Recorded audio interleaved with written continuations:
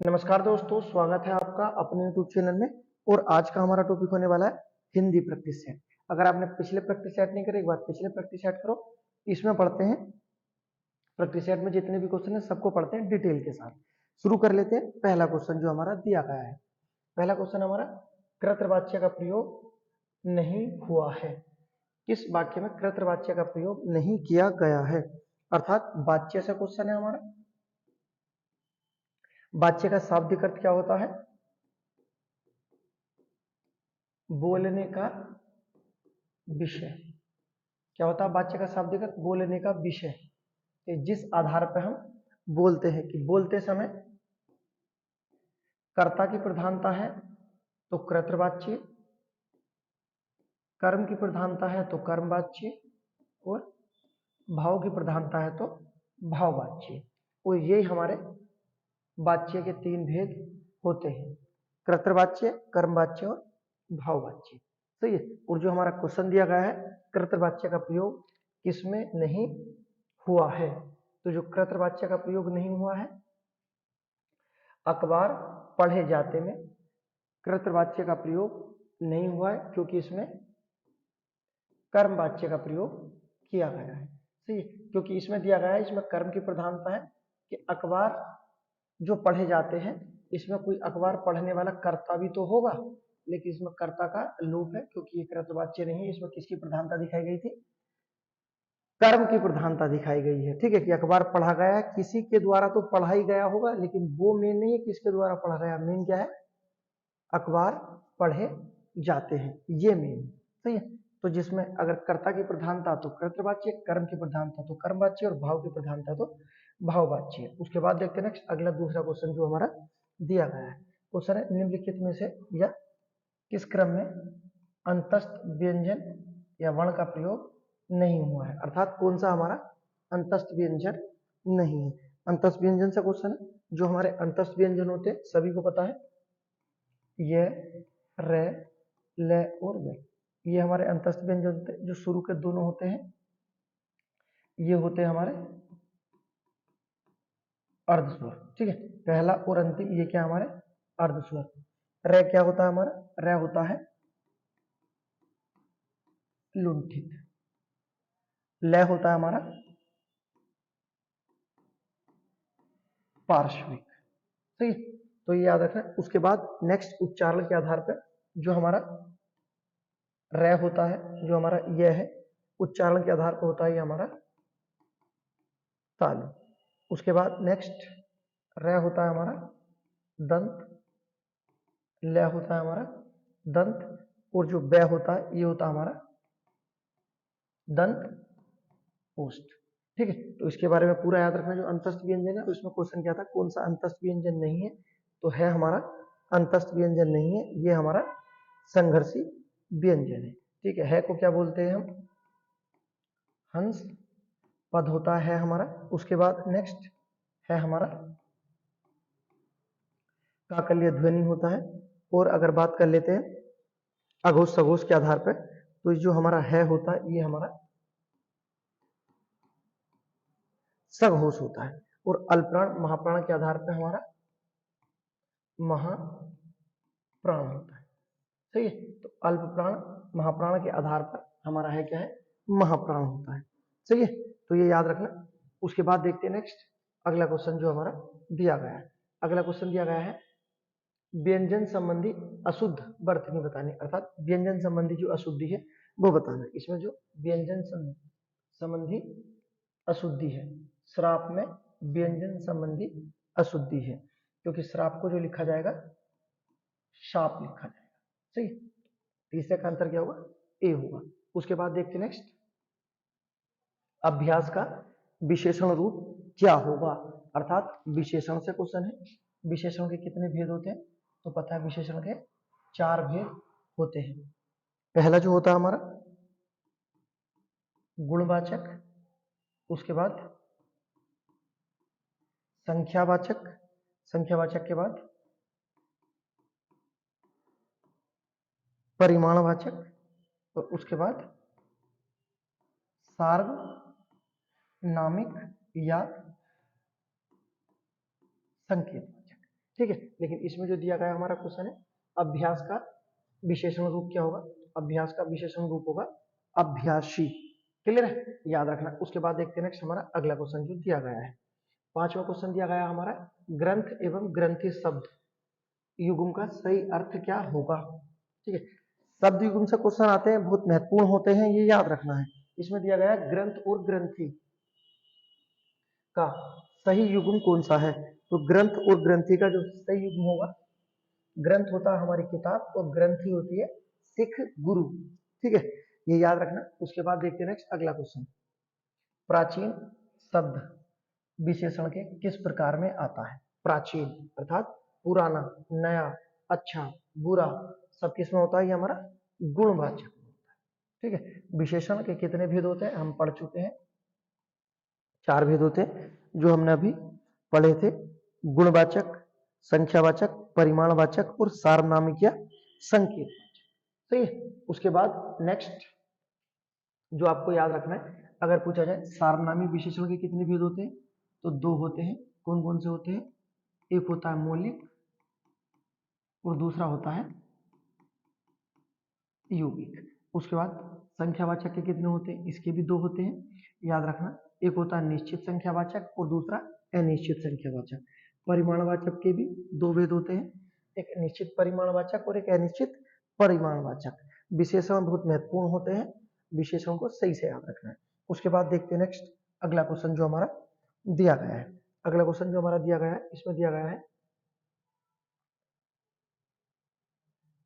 कदाचित शाम तक वो वापस आ जाएं, इस वाक्य में प्रयुक्त काल पहचानना है। अर्थात कदाचित वह शाम तक वापस आ जाएं, इसमें काल पहचानना है। आने की बात हुई है, फ्यूचर की बात हुई है और संभावना व्यक्त की गई है, तो कौन सा काल होगा हमारा? संभाव्य भविष्य काल होगा। ठीक है। उसके बाद नेक्स्ट अगर पूछा जाए काल का शाब्दिक अर्थ क्या होता है, तो होता है, काल का शाब्दिक अर्थ होता है समय। सही है।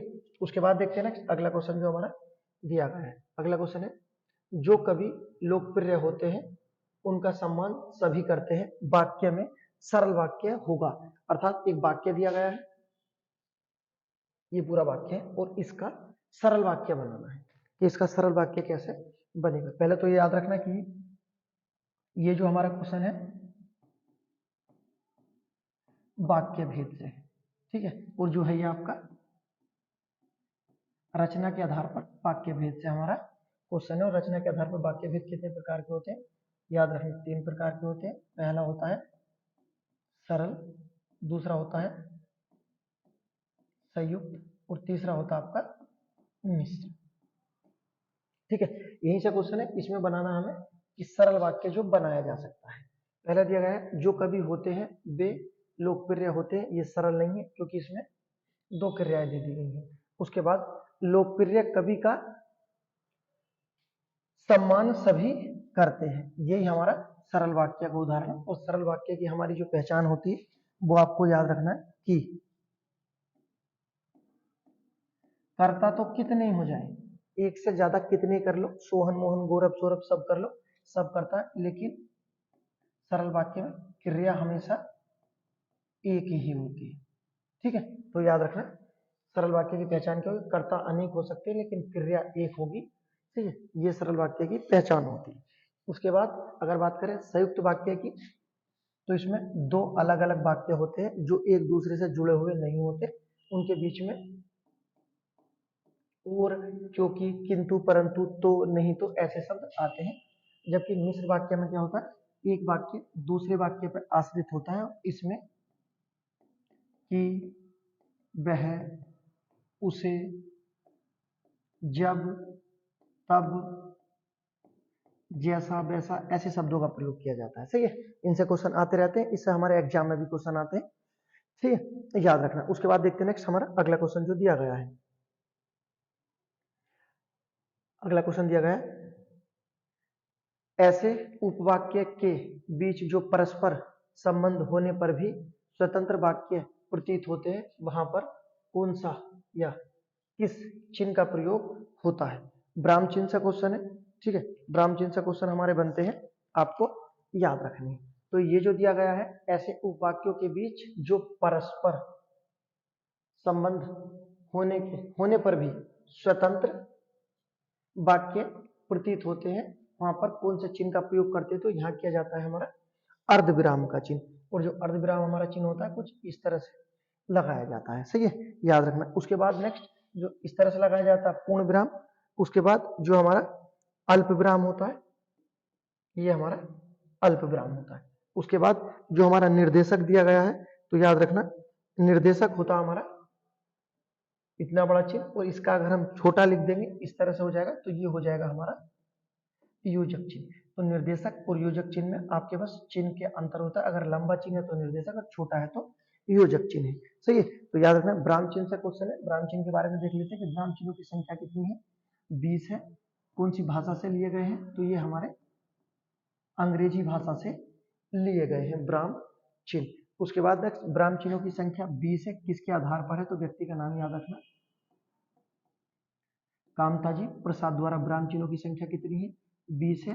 जबकि संस्कृत में ब्राह्म चिन्ह कितने होते हैं, 19 होते हैं। संस्कृत में योजक जो ब्राह्म चिन्ह होता है, जो आपका ब्लोम शब्दों के मध्य लगता है, उसका प्रयोग संस्कृत में नहीं किया जाता है, ठीक है, ये भी याद रखना। संस्कृत में किसका प्रयोग नहीं होता, योजक चिन्ह का। और संस्कृत में ब्राह्म चिन्ह कितने होते हैं, संस्कृत में ब्राह्म चिन्ह होते हैं आपके 19, सही है। उसके बाद देखते हैं नेक्स्ट अगला क्वेश्चन, ठीक है, क्वेश्चन देख लेते हैं। अगला जो हमारा दिया गया है, क्वेश्चन दिया गया है, निम्नलिखित में से कौन सा शब्द पुल्लिंग है, अर्थात लिंग से क्वेश्चन है, ठीक है। लिंग की जो पहचान होती है किस शब्द से होती है, तो लिंग की पहचान होती है संज्ञा से, ठीक है। आपको ही पता है कि हिंदी में लिंग कितने प्रकार के होते हैं, 2, और संस्कृत में कितने प्रकार के होते हैं, 3 कौन कौन से, स्त्रीलिंग, पुल्लिंग और नपुंलिंग। और जो हिंदी में होते हैं स्त्रीलिंग और पुल्लिंग होते हैं। लेकिन इसमें जो हमारा क्वेश्चन दिया गया है, निम्नलिखित में कौन सा शब्द पुल्लिंग है, आप बोल कर देखो, बोल के देखने से जल्दी सोल्व हो जाता है। जैसे पहला ही ऑप्शन बुढ़ापा आ गया, यही सही होगा क्योंकि ये पुल्लिंग है, बुढ़ापा आ गई तो होता नहीं है, सही है। तो इसी तरह से इसका आंसर क्या हो जाएगा, ये हो जाएगा। उसका अगली बार नेक्स्ट देखते हैं अगला क्वेश्चन जो हमारा दिया गया है, निम्नलिखित में से कर्मवाच्य बताना है। कर्मवाच्य क्या होगा, वाच्य से क्वेश्चन है। वाच्य के कितने भेद होते हैं, वाच्य के 3 भेद होते हैं। पहला जिसमें कर्ता की प्रधानता हो तो कर्तृवाच्य, जिसमें कर्म की प्रधानता हो कर्मवाच्य, जिसमें भाव की प्रधानता हो भाववाच्य। लेकिन इसमें दिया गया है निम्नलिखित में कौन सा कर्मवाच्य, अर्थात कर्म की प्रधानता किसमें, ठीक है। उसके बाद देखते हैं इसमें जो दिया गया है, वह पत्र लिख रहा है, वह पत्र लिख रहा है, वह प्रतिदिन पत्र लिखता है, वह पत्र अवश्य लिखेगा, उसके बाद उसके द्वारा पत्र लिखा गया। इन चारों में जो सबसे सही ऑप्शन होगा, उसके द्वारा पत्र लिखा गया, कौन सा वाच्य होगा, कर्म वाच्य होगा, ठीक है। वाच्य का शाब्दिक अर्थ क्या होता है, याद रखना, बोलने का विषय, जो बोलने का विषय है, अर्थात कर्ता की प्रधानता है, कर्म की या भाव की प्रधानता है, क्लियर है। उसके बाद देखते हैं नेक्स्ट अगला क्वेश्चन जो दिया गया है हमारा, क्वेश्चन देखते हैं अपना अगला क्वेश्चन, ठीक, क्वेश्चन देख लेते हैं जो दिया है, निम्नलिखित में से किस वाक्य में अकर्मक क्रिया है, अर्थात क्रिया से क्वेश्चन है। क्रिया का मूल रूप होता है धातु, क्रिया का मूल रूप क्या होता है, धातु होता है, ठीक है। इसमें जो दिया गया है अकर्मक क्रिया पहचाननी है। वह लड़का पत्र लिखता है, पत्र लिखता है, तो ये आपका क्या है, सकर्मक क्रिया है। वह पत्र पढ़ रहा है, क्या पढ़ रहा है, पत्र पढ़ रहा है, कुछ और भी पढ़ सकता है, तो ये आपका सकर्मक क्रिया। बच्ची सो रही है, ये क्या है हमारा, यही अकर्मक क्रिया है, क्लियर है। बच्चे केले खा रहे हैं, ठीक है, इसमें क्या है, इसमें भी सकर्मक क्रिया है, ठीक है, याद रखना। तो इसका आंसर जो होगा हमारा ऑप्शन नंबर सी हो जाएगा, बच्ची सो रही है, इसमें कोई कर्म नहीं है। उसके बाद नेक्स्ट अगला क्वेश्चन देखते हैं जो दिया गया है, किसी वस्तु व्यक्ति और स्थान के नाम को क्या कहते हैं, दुनिया में जितने भी नाम होते हैं सब क्या होते हैं, संज्ञा होते हैं। किसी वस्तु व्यक्ति या स्थान के नाम को क्या कहते हैं, संज्ञा कहते हैं। उसके बाद नेक्स्ट आपको याद रखना है कि संज्ञा के कितने भेद होते हैं, संज्ञा के 5 भेद होते हैं। पहला व्यक्तिवाचक, दूसरा जातिवाचक, द्रव्यवाचक, भाववाचक और समूहवाचक। क्लियर? तो संख्या के कितने भेद होते हैं? याद रखना, संख्या के 5 भेद होते हैं। उसके बाद नेक्स्ट जो आपको याद रखना, अगर क्वेश्चन पूछा जाता है कि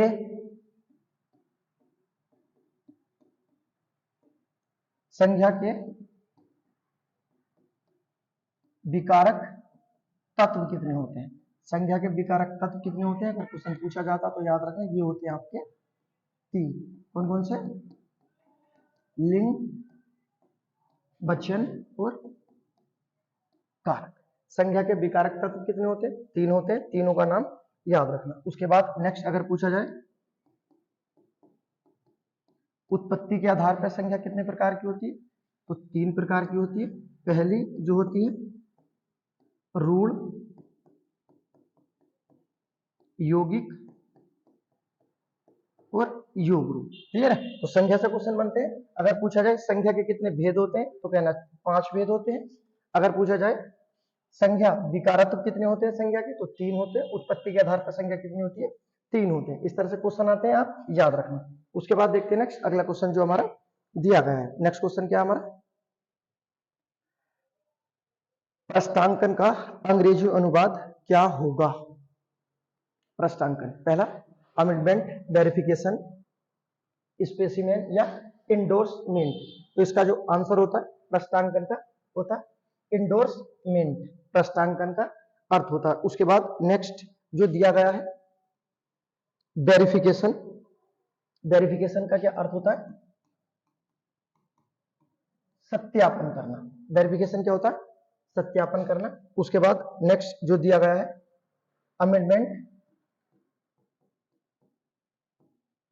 संशोधन करना। अमेंडमेंट क्या होता है? संशोधन करना होता है। उसके बाद नेक्स्ट स्पेसिमेन क्या होता है? ये होता है नमूना, जो ढांचा तैयार करते हैं, नमूना। क्लियर? तो याद रखना इसमें जो पूछा था प्रस्थांकन का अंग्रेजी अनुवाद पूछा था। तो प्रस्थांकन का अंग्रेजी अनुवाद क्या आपका? इंडोर्समेंट है। उसके बाद नेक्स्ट विसर्ग संधि से क्वेश्चन है। विसर्ग संधि का उदाहरण क्या होगा? तो विसर्ग संधि का उदाहरण है मनोयोग, मन्हे, योग। क्लियर? कौन सी संधि होगी? विसर्ग संधि होगी। उसके बाद नेक्स्ट अगला जो हमारा क्वेश्चन दिया गया है, नेक्स्ट क्वेश्चन है हरि और हरि युग्म का सही अर्थ भेद क्या होगा? अर्थात शब्द युग्म से क्वेश्चन है। ठीक है? हरि और हरि। तो पहला जो हरि है जो छोटी मात्रा के साथ आता है, ये आपका विष्णु का पर्यायवाची होता है। अगला क्या होता है? हरे रंग की। तो इसका आंसर क्या होगा? ए ऑप्शन हो जाएगा। सही है? उसके बाद नेक्स्ट सुमित्रा में कौन सा प्रत्यय होगा? प्रत्यय से क्वेश्चन है। अगर पूछा जाए प्रत्यय के कितने भेद होते हैं? 2 होते हैं। कौन कौन से? कृदंत प्रत्यय और तद्धित प्रत्यय। जो क्रिया के साथ आते हैं वो कृदंत प्रत्यय होते हैं, और जो संज्ञा सर्वनाम के साथ आते हैं तद्धित प्रत्यय होते हैं। प्रत्यय होते क्या है? शब्द का एक अंश होते हैं, एक हिस्सा होते हैं। ठीक है? इसमें क्या बताना है? सुमित्रा में कौन सा प्रत्यय है? तो सुमित्रा में आ प्रत्यय होगा। क्लियर है? उसके बाद देखते हैं नेक्स्ट अगला क्वेश्चन जो हमारा दिया गया है, चूरन किस प्रकार का शब्द है? तो चूरन ये चूर्ण से बना है। चूरन हमारा एक तद्भव शब्द होगा। चूरन क्या है? हमारा तद्भव शब्द है। उसके बाद नेक्स्ट आपको जो याद रखना है कि अर्ध तत्सम क्या होते हैं। ठीक है? इन्हें याद रखना। यहां से क्वेश्चन बनते हैं। यूपी, राजस्थान, मध्य प्रदेश में बहुत क्वेश्चन पूछे जाते हैं इसी तरह के। अर्ध तत्सम क्या होते हैं? तो आपको याद रखना है कि तत्सम और तद्भव, तत्सम और तद्भव के बीच की कड़ी क्या होती है? अर्ध तत्सम होते हैं। अर्थात तत्सम और तद्भव के बीच की कड़ी क्या होती है? तद्भव कहलाती है। जिस तरह से हम देख लेते एक बार, अग्नि, ये अग्नि हमें पता है ये हमारा तत्सम है। इसका जो तद्भव होगा आग, इसका तद्भव होगा। लेकिन अगर बात कर ले अगिन, अगिन क्या होगा? ये हमारा अर्ध तत्सम होगा। तो इस तरह से क्वेश्चन आते हैं। अगर आ जाए तो याद रखना कि अर्ध तत्सम क्या होते हैं? तत्सम और तद्भव के बीच की कड़ी होते हैं। और इसी तरह से अग्नि, आग, और बीच में एक शब्द आएगा अग्नि। ठीक है? उसके बाद नेक्स्ट जिस तरह से आता है हमारा एक शब्द होता है अक्षर, अगर बात करें इसका जो हमारा तद्भव होगा आखर, इसका तद्भव होगा, लेकिन इसके बीच में जो शब्द आएगा एक शब्द होता है अक्षर। तो ये अक्षर क्या बना हमारा, अर्ध तत्सम बना। क्लियर है? इस तरह से क्वेश्चन आते हैं, तो याद रखना। उसके बाद देखते हैं नेक्स्ट, अगला जो क्वेश्चन दिया गया है, नेक्स्ट क्वेश्चन है हमारा शुद्ध वर्तनी से क्वेश्चन है। शुद्ध वर्तनी से क्वेश्चन आते हैं, देखते हैं पहला जो हमारा दिया गया है। इसमें दिया गया है घनिष्ठ घनिष्ठ घनिष्ठ घनिष्ठ, सभी घनिष्ठ है। इसमें देखना शुद्ध घनिष्ठ कौन सा है, तो ऑप्शन नंबर क्वेश्चन नंबर 21 का जो हमारा आंसर होगा घनिष्ठ।